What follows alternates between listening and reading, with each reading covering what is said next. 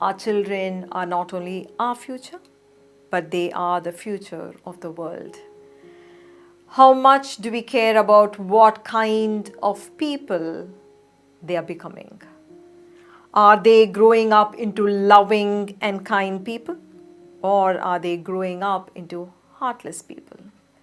Every one of you who is listening to me, you could be a parent, a grandparent, a teacher, an uncle or aunt.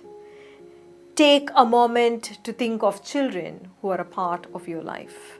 How are you taking part in architecting the being of the children around you? Today's education is not an inside-out education. It is not addressing the being of the child. Actually, it is an overload of information on the intellect, unfortunately, without nurturing the heart. Without nurturing the heart of the child with beautiful states of love, kindness, gratitude, appreciation, compassion. How do we create beautiful people out of them? Only such children with an awakened heart can grow into peaceful individuals and peaceful leaders. Let us begin with two things: one not to do and one to do.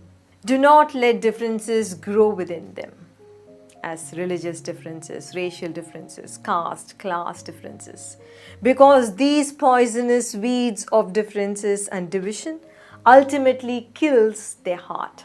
And do focus on nurturing an awareness of interconnection between them and nature.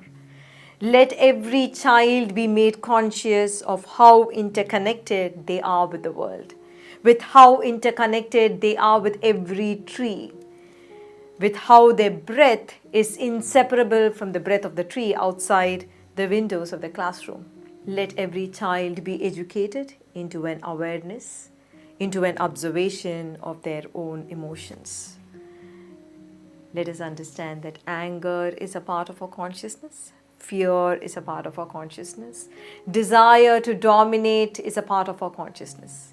But a child needs to know how to become free of anger, or free of fear, or free of desire to dominate and hurt someone when it arises within them. Every child should know that love is a part of our consciousness.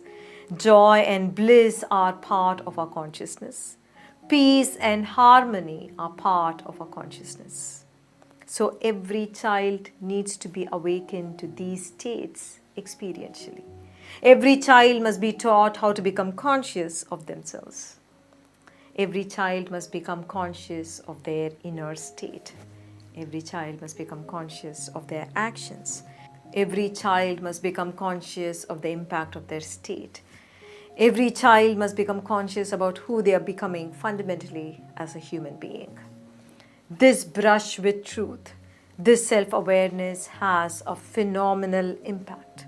I believe that every child should be taught very simple meditations with which they can end their inner violence and nurture more gratitude and love in their hearts.